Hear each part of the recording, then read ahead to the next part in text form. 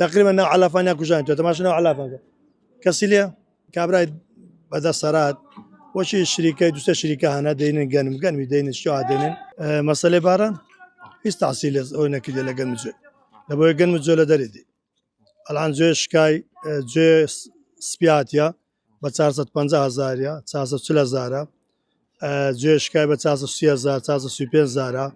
كان مشكاي ب 406,000 435,000 450,000 كان مي ساغنا شكاي على في يستعسيل نكديا بقول لدريدي وين يبري والله لدري جراني بيبي حتى جرام بليرة لدريدي يكسر درك كرايتو الان فلا يخومان كان مي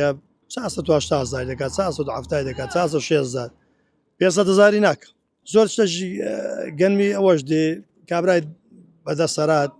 وشي الشركه دوسه شركه هنا دين جنمي دين شو دين تقريبا نوع علافان كوجان تماشى نوع علافان كسيليا تزاردنا من نوع علافان وكارتسيا من العام شو تنقل ماشي بينم دو تنقل بينم امن سواري بينم مشينا تاني دوسة زاملوستين هي الشركه او الشركه لوي اول ثانيه بس كريس سياريا لبيسانا وينيا